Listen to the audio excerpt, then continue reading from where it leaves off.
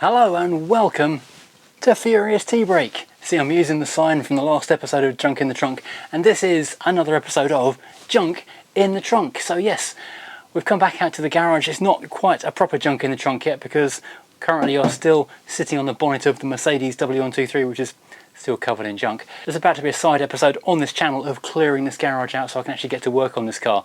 As I keep on saying so many times, the problem with this car being in the garage is it's great, it's in and out of the elements, but I can't actually move around the garage and I can't get past the car very easily at all. Getting down to this end, the front end of the car, where the tools and things are, is a real effort. I can't put anything back on the shelf up there because the front of the car is in the way unless I'm standing on the bumper.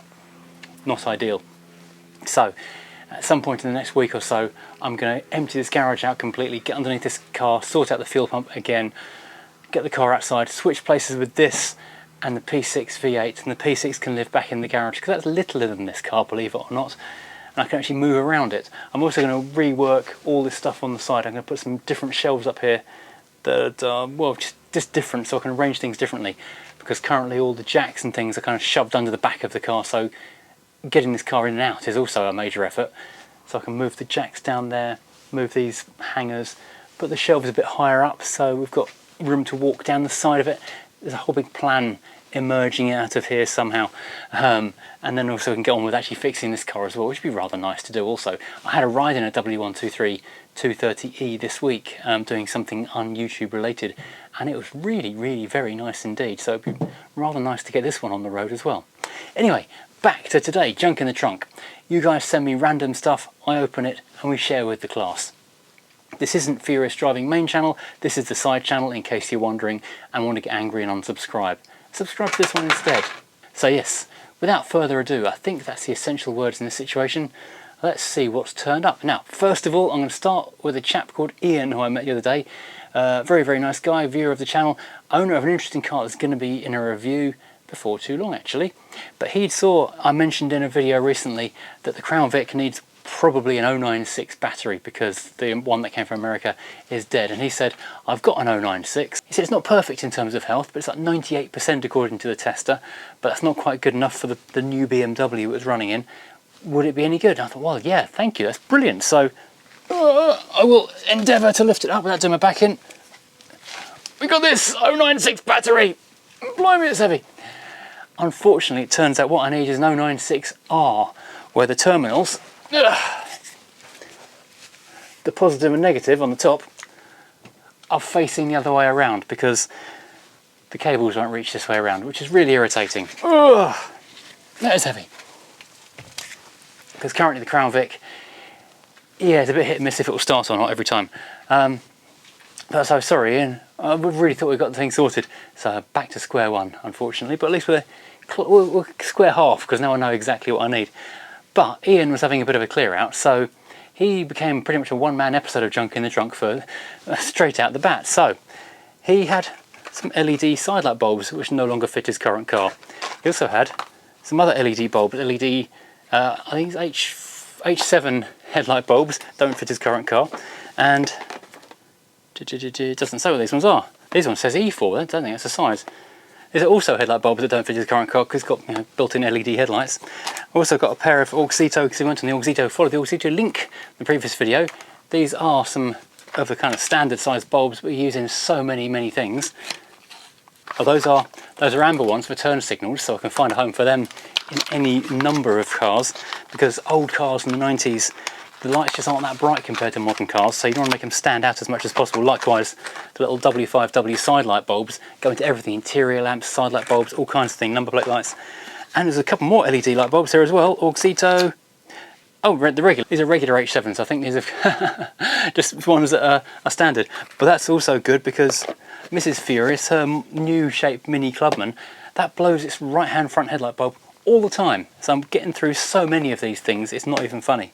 He also, because his current car doesn't have regular light bulbs anymore, has a universal European travel kit, and I do a fair few European trips, so I'm always after these kits to keep in the car, so thank you to Ian for that as well. God, really am stocking up here. But it didn't end there.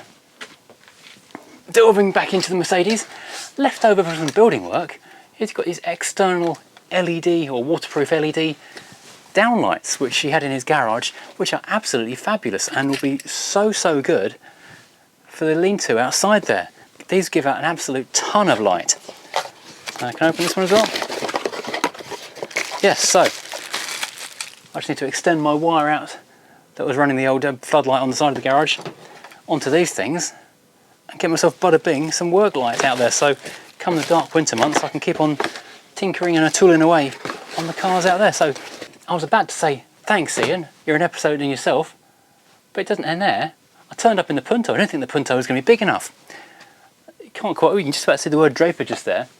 Ian's decided that he no longer wants to do lying under the car spannering work, and he's got a crawler. But this isn't just any old Draper crawler. This is one which, if I can remember how you do it, you flick the little lever. Whoa, there we go. And it turns into a rolling around work stool. Really, really super handy because it saves your knees. It's not nice sitting on the cold concrete floor, hurting your knees and your ankles and getting all uncomfortable. This is really nice. I mean, you can use, I do have a Draper regular non-folding crawler over in the barn. I found that using a crawler out here on my driveway here was just a little bit tight and a little bit uneven. But a nice comfy stool, oh, that's a nice thing to have. Thank you, Ian. You're deciding not to do tinkering in the garage is definitely to my benefit. Thank you. Ugh. Of course, now I've got to put it down again. Without knocking my tea over. That will be the challenge. Oh, so currently while the W123 isn't here, that's not a lot of use in here, but it'd be quite handy outside on the driveway though. There's nothing's much use in this garage when the W123 isn't here though, because it takes up all of the room, literally all of the room. Wow, it's humid out here today, I tell you. I am perspiring. Let us delve once again into the midst of the W123. Now this large item arrived in the post a couple of days ago. There's several somethings in here. Oh, books. I like books. Mini books. New mini books. Okay. A letter, I won't show you the address. Dear Matt, I was tidying through my garage the other day and I found some American license plates. Oh, fantastic. I know you like to collect. Then 2 days later, while sorting through my book collection, I came across the mini books I hope you enjoy as well. I must admit that you have the best modern and vintage car collection I've seen on YouTube. Oh, thank you. So I just described to both your channels. Thank you very much. I myself own a 2021 Seat Arona FR Red Edition and a 2003 Vauxhall Omega Elite Saloon. That's a great combination. So if you want to go hooning around the lanes, you've got the Arona. If you want to do a bit of barge-like cruising, you've got the Omega. Thanks from Andrew Entwistle. Well, the same Andy Entwistle who runs the British Car Show. Probably not. I don't know. Well, could be. So let's have a look at these books. So first of all, the new Mini. Now bear in mind the new Mini is 23 years old now. This book is perhaps not the first flush of youth. Imprint date, yeah, 2002, 2003. But the first opening picture, classic Mini into new Mini. Oh, brilliant. Oh, this is really good actually. This is acknowledgements, a brief history of the Mini, the old Mini itself, and then talking about developing the new Mini. God, Frank Stevenson when he was a young dash hound, as my son calls people. More Frank Stevenson in the studio. Wow, lots of stuff talking about the development, the engine, Minis of the future. Yeah, they did not get that right. Whatever they wrote on there about Minis of the future, they definitely got that wrong. And this is Owner's Handbook from Handy Books, Mini from 1959, Handy Book number 55 in the range. That's pretty cool. Bookshop from the old Pier Bookshop in Morecambe. Bookmark, sorry. Oh, this is all about, oh wow, how to use all the different functions, how to use the different features, how to service the car every 3,000 or 6,000 miles. Oh, this is so cool. I love those old illustrations. All hand drawn, everything in there. Some guy sat there on a drawing board and his fine different pencils and pens. Checking the trim height of a car. Measure from the centre of the wheel to the top of the wheel arch. The car must have water and oil levels correct, as well as 4 gallons of fuel in the tank if you're checking the ride height on the car. Engine tuning, wow. Handbooks were so much more in depth back in the day. Fantastic. Oh wow, that's so cool. Now this is the envelope with, sorry, I just noticed the new mini book, the front cover is shot in San Francisco. Also, sorry for being a bit of a camera nerd, that would have been done on film at long exposure, so they must have done that loads of times to get the right amount of blur in the trolley car, because you won't know until you developed it. So they probably did half a second, a full second, tenth of a second, because they wanted the indicator on as well, which is a hard thing to do, just to time it right. Sorry, just a bit of a behind the scenes nerdery thought. Going into the US license plate folder, there's 4 in here, so it's 2 from 2 cars perhaps. Nicely packaged. Package number 1. Oh, there's something else in there as well. Oh, it's a mini plate, okay. San Francisco taxi cab medallion expires June 30th, 1995. This expired in peak car time. That's really cool. I've never seen one of those before. Haha! Oh, these are some very cool fake ones. So from Disney World, I guess. So first of all, this one, opening spring 1989 Disney MGM Studios. So, oh, copyright 1987. Wow, that is proper vintage right there, isn't it? That's really, well, like 40 odd years old. That's pretty incredible. And this one, Golden State, California, Actor. Haha. Wonder if someone did actually have that on their car ever. Not for official use. Oh, can officially go on the wall in the barn though, or over here. That's so cool. That's really fun. I'm blown away with the San Francisco taxi cab medallion though. That's something I've never seen before. Oh, these are interesting ones. Okay, so we've got Florida and Minnesota. I think I might have a Florida already. Not from 1991 though, which is what that one's tagged as. I don't think I've got Minnesota. The land of 10,000 lakes. I think that's 1986. Someone's tagged, December 86. Oh, so cool. The great thing with getting doubles though is I can sort of repeat the collection, get the full collection over in the barn and put the doubles over here, so I can sort of carry on with the collection in 2 places at once. Oh, that is so cool. Thanks, Andy, or Andrew. That is fabulous.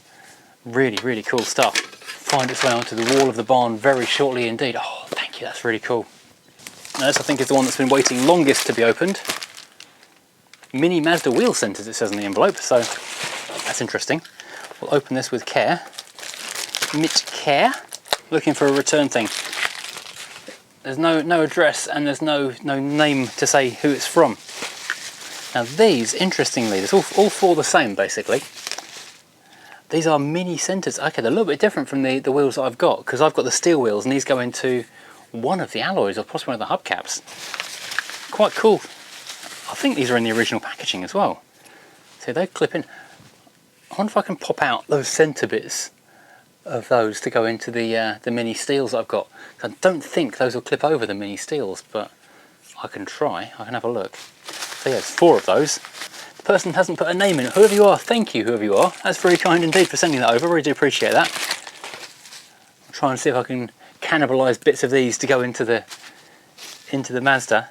Thank you to everyone who sends stuff into this, but please do put a little note in just to say what your name is so I know who to say thank you to. So I don't like not to say thanks to people, but we're rather ungracious if someone's spent the time and trouble to package stuff up nicely, drop it in the post, which I know is a hassle, and I can't say thank you to you.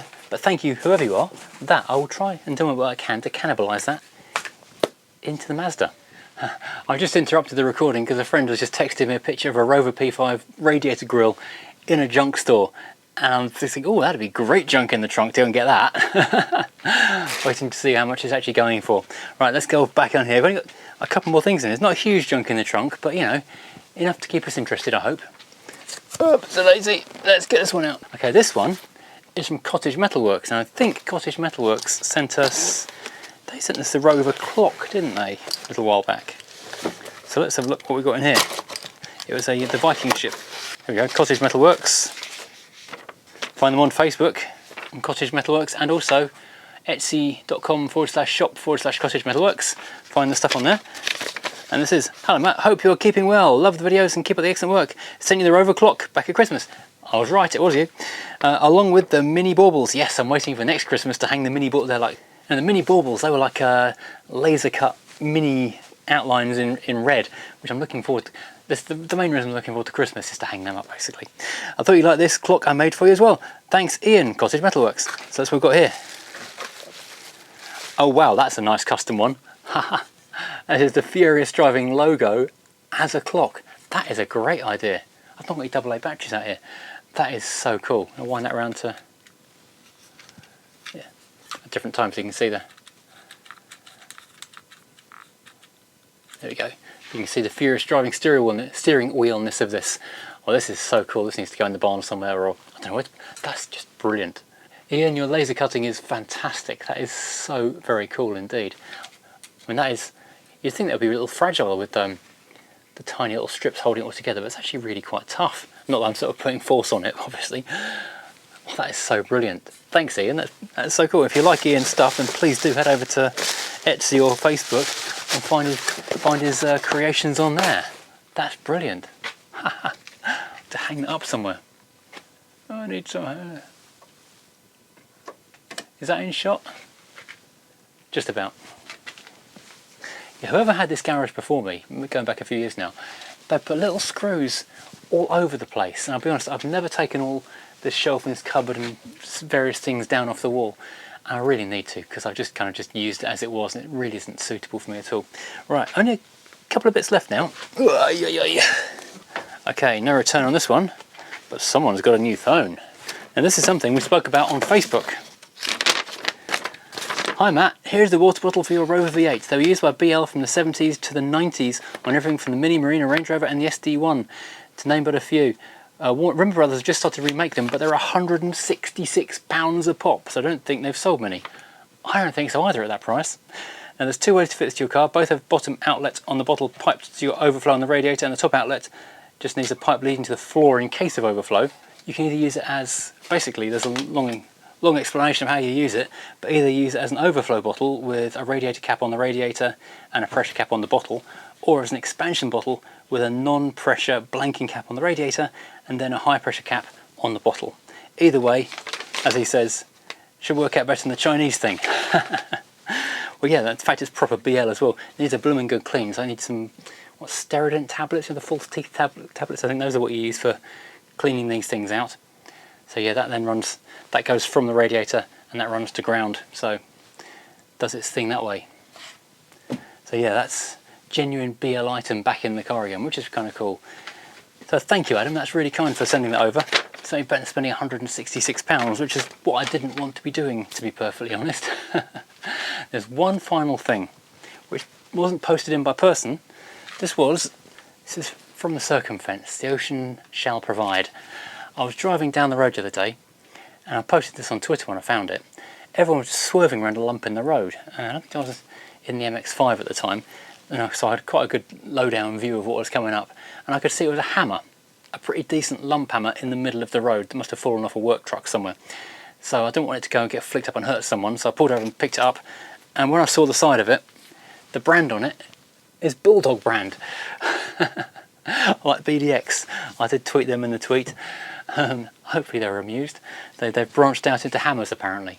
But you can't have too many lump hammers, and I was happy to find an extra one, so thank you world for that one. So yeah, random bonus item at the end. So thank you everyone who's posted stuff in. It's yet another fantastic haul of items that are going to be really, really handy, interesting to look at, and I hope you've enjoyed going through them as well. If you've got junk for the trunk, then, as I'm a big sign behind me, Furious Driving, PO Box 477, Aylesford ME69LE. Get it in, put a note in so I know who you are and why you've sent it. And I always give you a proper thanks then. So whoever will send the mini stuff in, thank you, whoever you are, to quote the old Superman cartoons. So yeah, as always, thank you, like and subscribe, head over to the main channel to watch more actual car content, head over to Clickbait for camera content if you like photography, and keep watching this one for just random stuff as and when I put it up.